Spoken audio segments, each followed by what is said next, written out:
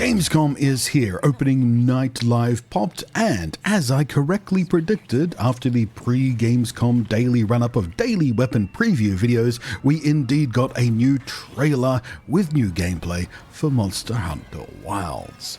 A new locale called the Scarlet Forest, a new monster, Lala Barina, a better look at the mysterious monster teased in earlier footage that the Monster Hunter community had so far nearly nicknamed Thor Magala, now has a real name, Rey Dau.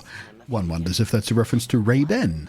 But it is, as many predicted, the apex monster fully windward plains, the desert area we've seen so far. We saw and heard new characters, we got a quick look at NPC support hunters, a tease of the new camping system, and oh, it's so tasty. Hello again, I am Blunty, and let's do the thing where we carve into a trailer, turn pixels into hype, deconstruct a few things, and hey, let's have a little speculation and frankly guesswork as well as we delve ever deeper into the Forbidden Lands and the new Monster Hunter Wilds trailer. Unfortunately, while I did predict the new trailer and its exact timing, my second prediction related to the Gamescom reveals that this new trailer would end with a card confirming a release date announcement did not come true. Sad trombone noise.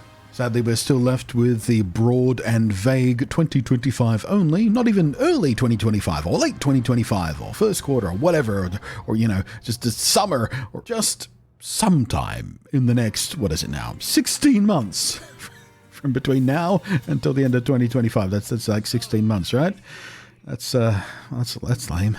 So, as the new trailer opens, we're quickly introduced to our first look at a new locale. One that was easy to predict because it's basically a mainstay of the series, a rich, green, lush, dense, verdant, forested area.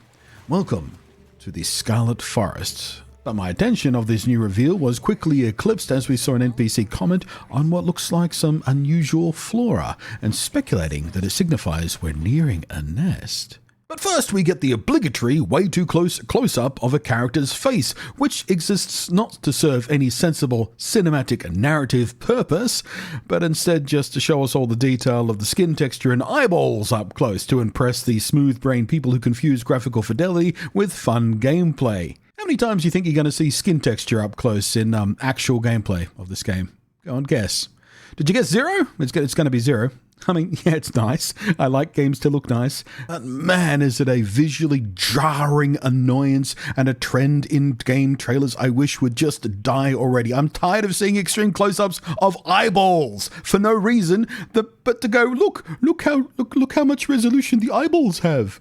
Stop, please stop. It's so disruptive. Anyway, my little rant aside, hey, a nest of what? Well, it's a nest of hype, obviously. One of my own wish list items for this game just came true. First indicated when we saw a silhouette of the charge blade in the weapon tease screen, and then on the reveal of it in a new preview video, and now properly confirmed in full. We are getting, at the very least, one spider monster, or to use the in-universe classification, a Temnoceran. Temnoceran? Temnoceran. How do you guys say that word? Temnoceran, I'm going to go with. Spider monsters, and it is beautiful. Look at it. A perfect blend of floral beauty and arachnoid creepy. An abdomen that resembles a blooming rose, but when, I guess it's in like bud form, bud. A savage-looking stinger is the eye-grabber feature, or I suppose given the floral theme, not a stinger, but a thorn? But most interesting about this little tease was the pollen, both shaken loose by her rear legs in one attack or spun into the environment while hanging in a different attack. But what does this pollen do? Is it some kind of status build-up effect? I'd wager it is. Is it a sleep-inducing pollen? Paralysis, perhaps? Maybe it just drains stamina? Or perhaps it's some kind of new and unique status or elemental effect? Very much looking forward to this fight with Lala Barina here. That's their name, Lala Barina. And I hope she heralds more spiders too. I'd love to see Raknakadaki come back, or a variant come to Wilds, because I loved that fight in Rise. It was so much fun. And Pyre Raknakadaki that we got in Sunbreak, such a fun fight. I want more of that. I mean, hooray, wyverns and brute wyverns and leviathans and stuff, but I want spiders and scorpions and more crabs. Bring me more crabs.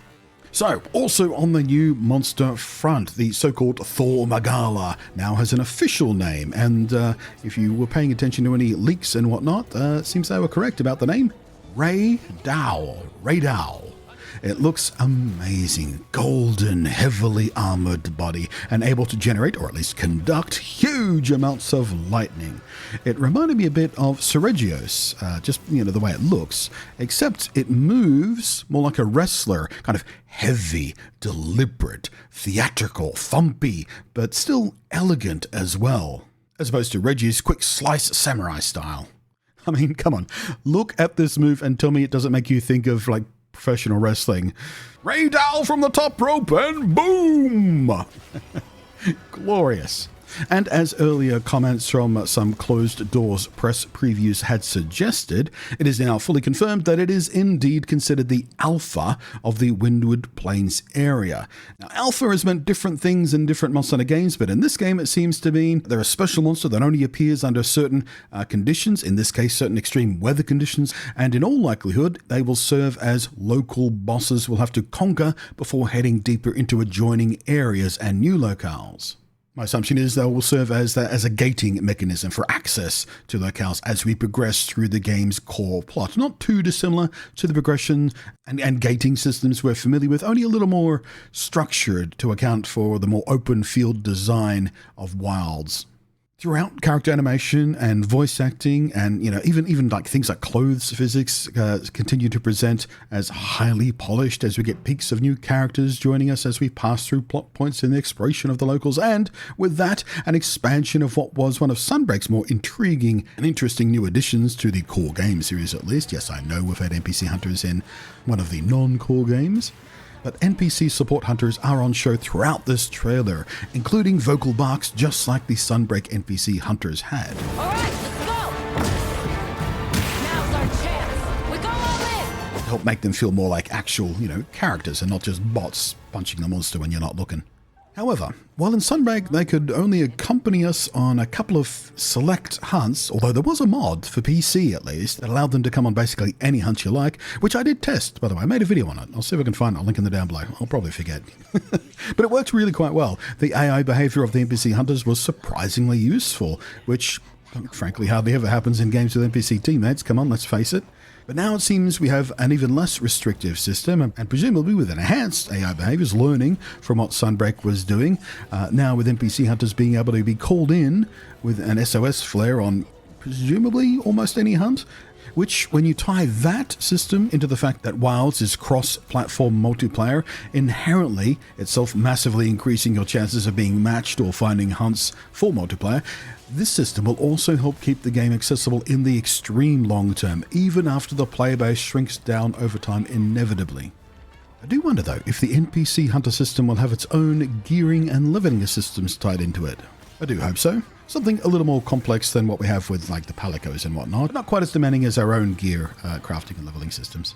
Now moving on, while we still don't have a good look at the functionality of the new camp system, the new temporary camp system, we did get a glimpse of the camp actually being set up with the help of a small team of palicos serving as our builders, because damn it, Jim, we're hunters, not construction workers. Putting up a tent is the work for other people. I've got more important things to do. I have monsters to poke with pointy things.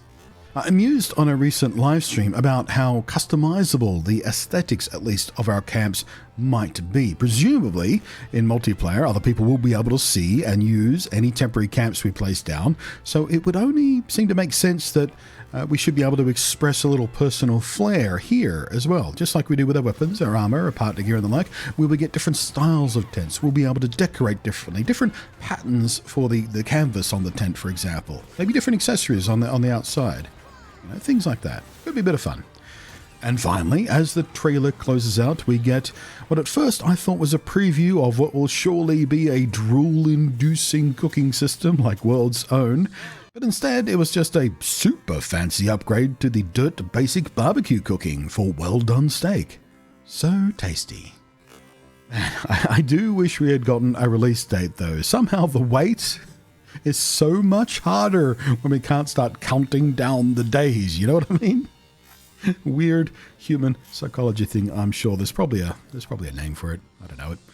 Thanks for watching. I am Bloody. Thank you as always to the patrons scrolling up above there, and I continue to have my hype raised every single time Capcom show us something new about Monster Hunter Wilds. Release date soon, please. Please. Please. So tasty.